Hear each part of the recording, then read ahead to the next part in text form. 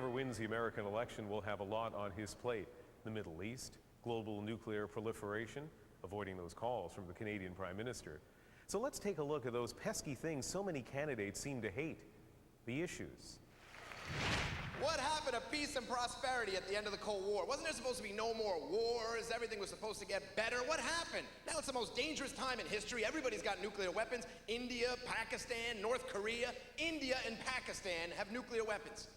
Those are dirt poor countries, folks. Where do they get nuclear weapons? Their armies don't even have matching uniforms, for Christ's sake. You know, they go to war, they gotta call each other up. Wear something tough looking.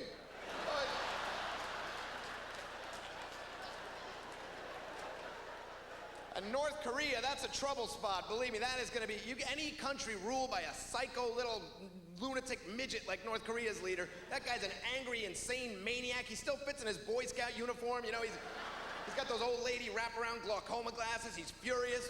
Do you know how short you have to be to have a Napoleon complex in North Korea? This guy's, he's 2.5 feet tall. No wonder he's mad. He spent his whole life with his nose at ass level. He's ready to blow things up.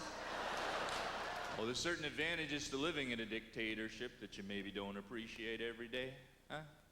A Chinese guy never has to look at his leader on TV and go, "Oh, I can't believe I voted for that jackass." The Middle East is still in so much turmoil, and I blame all the world leaders. The leaders like Yasser Arafat and Ariel Sharon. Ariel Sharon, the president of Israel. Let's follow the newfies in the audience. Ariel Sharon, why I don't be always making the big speeches, always saying, we will not negotiate with the Palestinians until I stop doing him in a French accent. It's a hard one to do. I'll come back to that one. Yasser Arafat, who knows what Arafat is talking about? Who knows? They say, Mr. Arafat, how do you answer accusations? You're getting more and more incoherent. La la la la! What's that? La la la la! No idea. Sharon, we will not give back the occupied territories in Bordeaux and Marseille and Paris. It's a hard accent to do. Americans have no idea what goes on. I was talking to this Arab guy the other day, and he said, why do the Americans always support the Israelis? Why do the Americans always support the Israelis? He said, it's probably because in America the Jews have all the money, and they control the media, which is ridiculous and paranoid, and really only part of it. Americans have no idea what goes on in the Middle East. The average American has no idea what's going on between the Israelis and the Palestinians. So basically, Americans support the Israelis for one reason, because the Israelis never do this.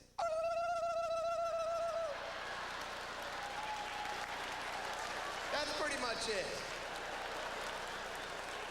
And the average American's like, I don't know what's going on over there, but I don't like that. I'm going with the team that ain't doing that. That I don't like. Oh, here's what I don't like, is people getting political. Canada, the United States, I don't care where it is, unless you've been in the Middle East and you have like real stories, who wants to hear it? And to be an intellectual in America right now, politically, all you have to do is say this, okay? All you have to do is somebody telling you something, then you have to just go, there's a lot of stuff the government doesn't tell you, believe me. Yeah, and somehow you're implying they tell you, the guy that sells used comic books? Okay, I don't get American foreign policy, I don't. We sold arms to Iran, gave military intelligence to both Iran and Iraq. Now, how did that work?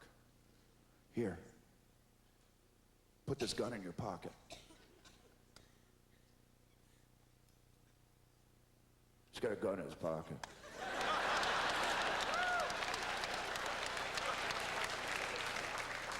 He knows about the gun, man. Of course, no discussion of this election campaign would be complete without bringing up that hilarious, side-splitting topic of terrorism. After all, who doesn't love a good terrorism joke? Really? Oh, these terror alerts. Oh, gosh. You know, the media is scaring the crap out of us, aren't they? I mean, there's a title for everything. America under siege, America under attack, America strikes back. Come on, let's call it what it really is. America learns geography.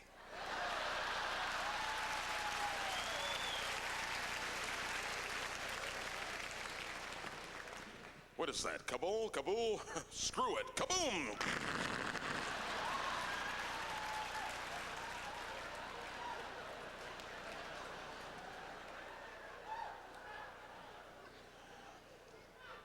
Next. I live in New York City, and that's, you're worried about terrorism all the time. The other day, my son says to me, Daddy, how come the bad men hate us so much? How come the bad men hate us? How sad is that? I actually got tears in my eyes. Because he's 18. What kind of a moron am I raising? I said, I don't know why they hate us, dummy. Why don't you read the paper and form your own opinions?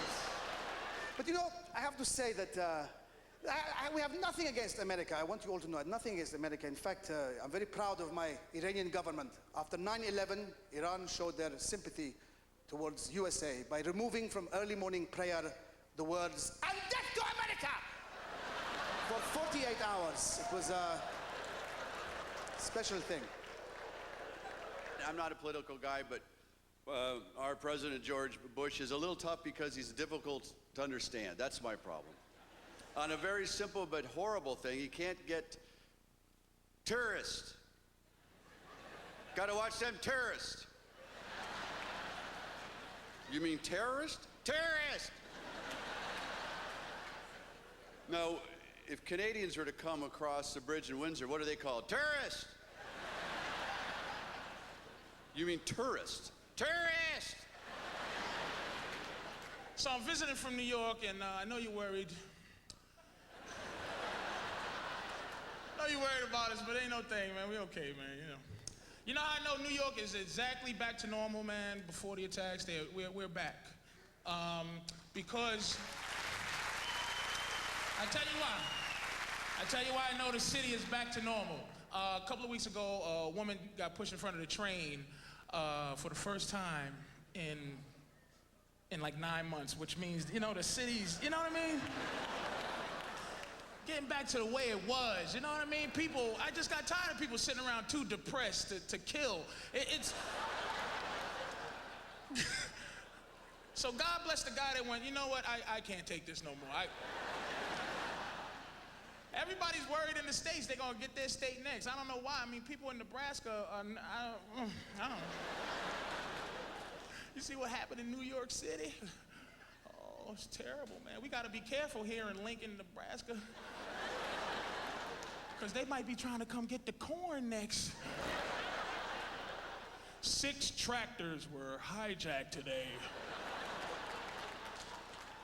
and driven into a cereal factory in Iowa. It's a terrible sight here, Jim. We're live at the Raisin Bran factory. Raisin silo number 1 is completely engulfed in flames. I think next year it's only gonna be 1 scoop of raisins in the Raisin Bran.